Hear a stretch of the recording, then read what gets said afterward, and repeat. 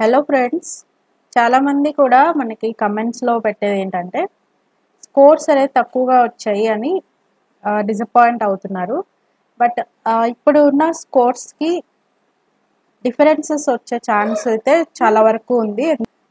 ఇప్పటి వరకు మనకి ఇచ్చింది అయితే శాంపిల్కి మాత్రమే, ఫైనల్కి అనేది మళ్ళీ రావాల్సి ఉంటుంది. సో ఫైనల్కి వస్తుంది, అది చూసుకోవాలనే విషయం కూడా చాలా మందికి తెలియదు. బట్ ఏంటంటే 2 సార్లు కీస్ అనేది ఇస్తారు. బట్ ఫస్ట్ ఇచ్చే కీ ప్రిలిమినరీ కీ అనమాట. అది చెక్ చేసుకున్న తర్వాత అబ్జెక్షన్స్ రైజ్ చేస్తారు. ఆ అబ్జెక్షన్స్ని మళ్ళీ ఎక్స్పర్ట్ కమిటీ రివ్యూ చేస్తారనమాట. సో ఆ ఎక్స్పర్ట్ కమిటీకి రివ్యూ చేయడానికి కొంచెం టైం తీసుకుంటుంది. అంటే ఈ వీక్లో రివ్యూ చేయొచ్చు, ఈ వీక్లోనే బోర్డ్ మీటింగ్ కూడా ఉంటుంది అని అయితే అప్డేట్ వచ్చింది. సో అది రివ్యూ చేసిన తర్వాత ఫస్ట్ ఇచ్చిన కీలో రైజ్ చేసిన అబ్జెక్షన్స్ని అంతా వ్యాలిడ్ అనుకుంటే చేంజ్ చేసేసి మళ్ళీ ఫైనల్ కీ ఒకటి అనేది మనకి ఇస్తారు. ఆ ఫైనల్ కీలో మళ్ళీ కూడా మీరు చెక్ చేసుకోవాల్సి వస్తుంది. అప్పుడు చెక్ చేసుకున్న తర్వాత వచ్చిన మార్క్స్ అనేది, స్కోర్ అనేది ఎంత ఉంటుందో అది ఒరిజినల్ స్కోర్స్ అనమాట. సో అంటే ఇప్పుడు మనకి ఎగ్జామ్ రాసిన తర్వాత ఫస్ట్ డే ఏమైందంటే ఇన్స్టిట్యూట్స్ వాళ్ళు కొన్ని కీస్ ఇచ్చారు వాళ్ళ వ్యూస్ ప్రకారం. అందులో చెక్ చేసుకున్న తర్వాత score next day APPSC first initial key ఇచ్చింది.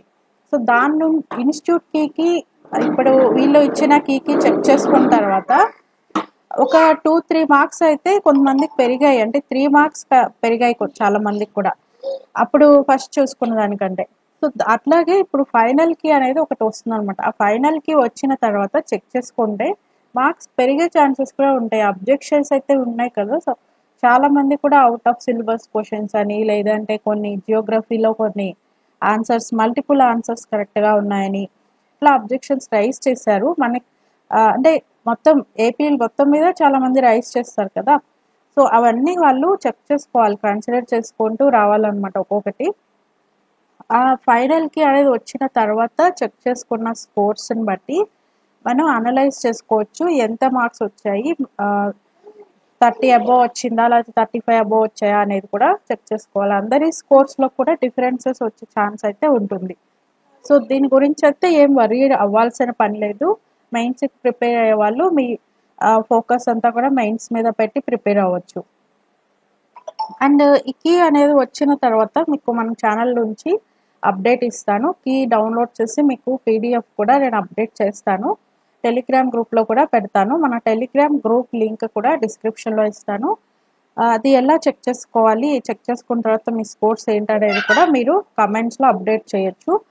కాబట్టి మన ఛానల్ని తప్పకుండా సబ్స్క్రైబ్ చేసుకోండి, ఫాలో అవ్వండి. Okay, thank you friends.